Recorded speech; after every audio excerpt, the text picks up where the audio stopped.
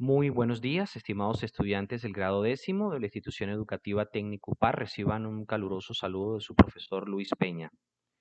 En el día de hoy adelantaremos un poco la jornada hablando sobre la prehistoria. Ese fue el tema que trabajamos en los últimos 15 días.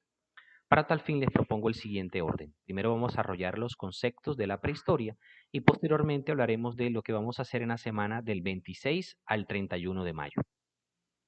Inicialmente arrancamos con este mapa conceptual que nos habla sobre el origen de la vida, en el que se nos aborda sobre la teoría creacionista, la generación espontánea, el darwinismo y el neodarwinismo. Iniciamos con la teoría creacionista, que es en la que coinciden cristianos, judíos y musulmanes sobre la creación de la vida por una fuerza divina y todopoderosa. Posteriormente se nos habla de la generación espontánea, la cual explica que la vida surgió a partir de la materia inerte, y finalmente dos corrientes, el darwinismo y el neodarwinismo, que afirman que las especies existentes provienen de otras más antiguas. Según estas últimas dos teorías, darwinismo y neodarwinismo, el ser humano procede de los homínidos, que fueron mamíferos que evolucionaron física y culturalmente de los simios al ser humano, a través de las siguientes especies que enumera el mapa conceptual.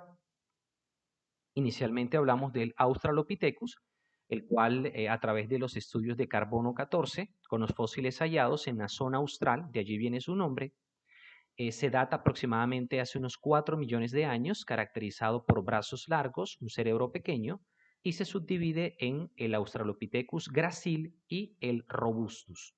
Le damos paso al Homo habilis o hombre hábil, que aparece aproximadamente hace unos 2 millones de años con un cerebro más grande que el Australopithecus y se caracteriza por la manipulación de objetos. Posteriormente hablamos del Homo erectus o hombre erecto, que aparece hace unos 1.6 millones de años.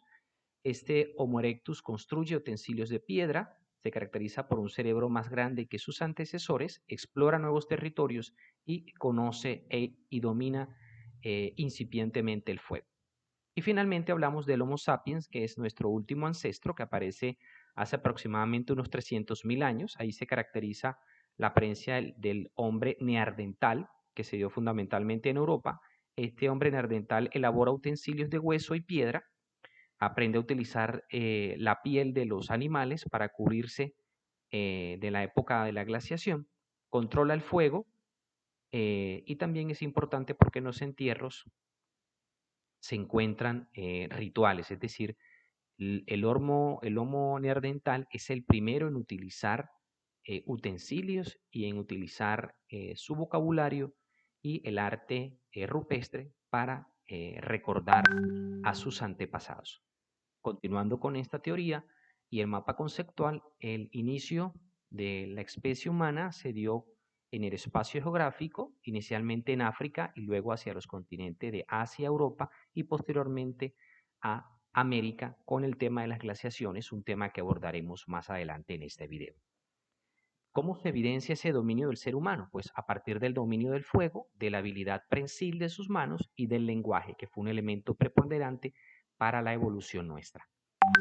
Continuamos con profundizando cada una de ellas. Hablamos del creacionismo inicialmente, como el conjunto de creencias religiosas que explican el origen de la tierra y los seres vivos como resultado de la acción de uno o varios dioses. Un gran número de culturas conservan estas creencias. Por ejemplo, para los muiscas, Bachué fue una mujer bella que salió de la laguna de Iguaqué con un niño en los brazos. Al crecer este niño se casó con ella y tuvieron muchos hijos que formaron el pueblo muisca. Según el Popol Vuh, que es el texto por antonomasia del pueblo maya, nos habla de que fue una creación divina que moldeó a los humanos con base en el maíz o choclo, como le llaman ellos. Posteriormente, en la tradición judeo-cristiana y musulmana, que está consignado en el libro del Génesis para judíos y cristianos, y para los islamistas o musulmanes en el Corán, el primer capítulo de la Biblia habla de cómo el ser humano y todo lo que nos rodea fue creado en 7 días por voluntad de Dios. Luego hablamos de una segunda teoría, que es la teoría de la generación espontánea. Según esta teoría, la vida se origina a partir de la materia inerte, es decir, de la materia sin vida. Esta explicación surgió porque las personas observaron que, por ejemplo, las lombrices surgían aparentemente del barro, de la carne en descomposición surgían las moscas o de la ropa sucia surgían las bacterias. Esto es importante, aunque es una teoría que vamos a mostrar más adelante que es errada, pero es la primera vez que el ser humano se atreve a plantear algo totalmente diferente a partir de la observación, algo que es fundamental en el método científico.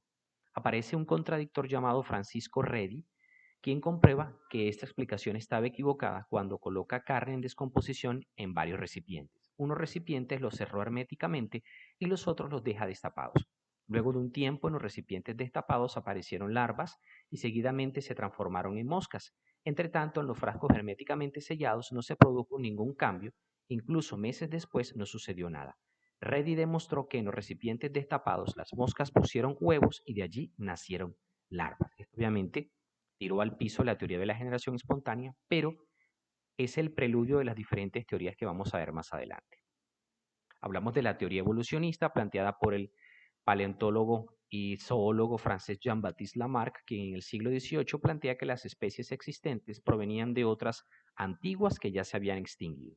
Esta teoría se le dio el nombre de evolucionismo y en sus inicios propuso argumentos sobre la evolución de la especie, no solo sobre el origen, pues consideraba válida la teoría de la generación espontánea. Ante esto, el naturalista Charles Darwin, el británico, plantea en el siglo XIX que el evolucionismo se dio después de pasar por muchas etapas vinculadas a la formación del planeta.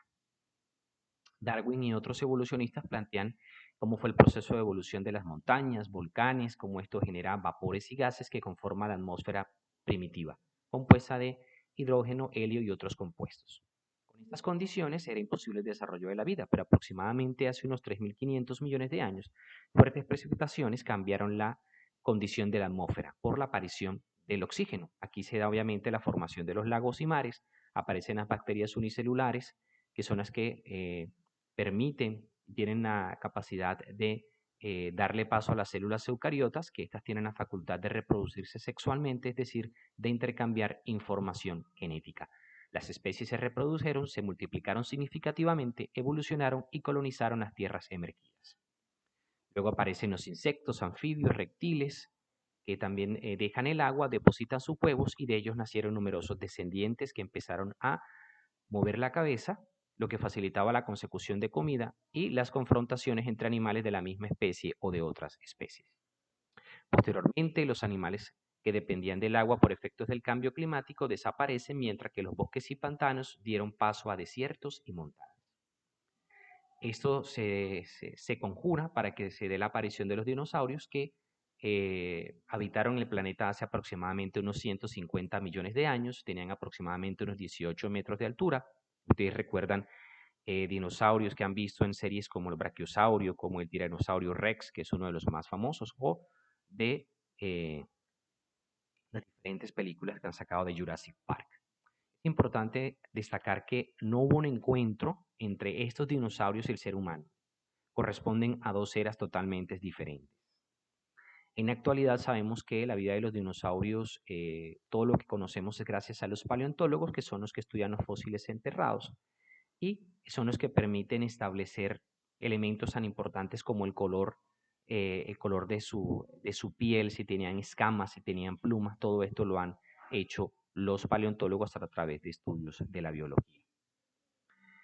Hay diferentes teorías sobre la desaparición de los dinosaurios. Una de las más importantes es la del geólogo llamado Walter Álvarez, quien encuentra sobre la península de Yucatán evidencias del impacto de un meteorito que tenía aproximadamente 10 kilómetros de diámetro. Obviamente este meteorito al caer sobre la Tierra se convirtió en un detonante del cambio climático con nefastas consecuencias para la flora y fauna del planeta. Hablamos pues también de las teorías del neo-darwinismo, que nos plantea que es una combinación de la evolución planteada por Darwin y los conocimientos de genética planteados por Mendel. Aparece en la década de los años 30 y 40 en el siglo XX. Esta teoría explica la evolución como resultado de varios elementos, entre lo que se cuentan los genes, los efectos de la selección natural y el aislamiento. Para los neodarwinistas, la evolución parte de las mutaciones, sumadas a la selección natural, que se da, pues, obviamente en los genes que se transmiten de generación en generación. Un gen es un segmento de ADN que contiene la información necesaria para determinar la característica de un organismo.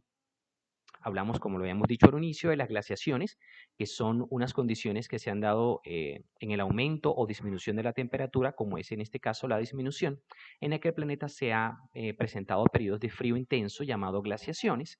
Es decir, esta es una era de hielo, un periodo a lo largo del tiempo en el cual la temperatura por lo general baja de manera considerable. La última glaciación se dio aproximadamente hace unos 80.000 años, se extendió de los casquetes polares hacia la zona de Europa, Norteamérica y el norte de Asia. Se presume que el neandertal y el Homo sapiens aprovecharon esta glaciación para pasar el Homo sapiens sapiens, nosotros, de Europa hacia Norteamérica. Aunque también hay otros estudios que han demostrado que no solo se dio por la glaciación, sino que en la zona de las Polinesias se encuentran rasgos físicos muy parecidos a los indígenas nuestros que tenemos en la actualidad. Esto nos da a entender que no solo ese paso del ser humano de Asia o de Europa se dio por la glaciación, sino que también a través de embarcaciones que construyeron lo que conocemos hoy como nuestros ancestros indígenas. Las glaciaciones se originan por diferentes factores. Una de las explicaciones más aceptadas por los científicos a nivel mundial es que el planeta sufre un cambio de posición en relación con el eje de rotación, lo cual influye en la forma como el planeta recibe la radiación solar. Finalmente, es claro que un cambio climático como el de las glaciaciones tiene un gran efecto sobre la vida animal y vegetal, ante lo cual muchas especies desaparecen, otras se adaptan o mutan para poder sobrevivir. De lo contrario, desaparecerían. Los cambios actuales en el clima en los últimos tiempos hemos sido testigos de cómo ha cambiado el clima en el planeta. Nosotros, los seres humanos, prácticamente desde el siglo XVIII y XIX, con el proceso avanzado de industrialización, hemos hecho un uso indiscriminado, un uso bastante expansivo y bastante destructor para poder extraer materias primas como lo son el carbón, el gas y el petróleo. Esto ha hecho que aumente la temperatura global, fundamentalmente en los océanos. Esto ha hecho que los casquetes polares se derritan y obviamente esto va a hacer que ocurra una elevación paulatina de la temperatura y también va a elevarse el nivel del océano. Si esto se da, ciudades como San Andrés y Providencia, en el Pacífico colombiano como Buenaventura, en la costa Caribe como Santa Marta, Ciénaga, Barranquilla y la misma Cartagena podrían subir hasta 1 metro de altura al mar. Esto sería catastrófico para nuestro país y para el mundo entero, hablando de ciudades como Venecia.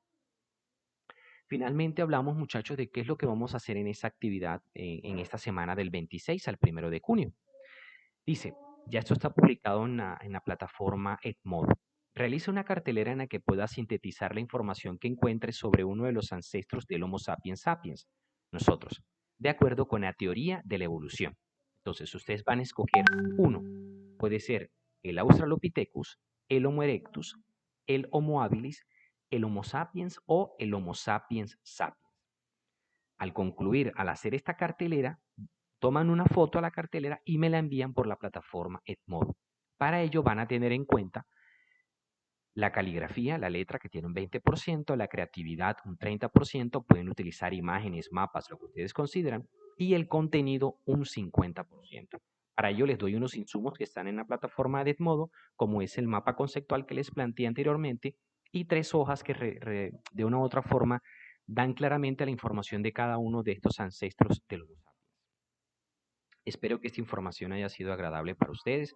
Los invito, como siempre, a que puedan explorar otros contenidos en YouTube y en otras plataformas para que tengan esta información clara.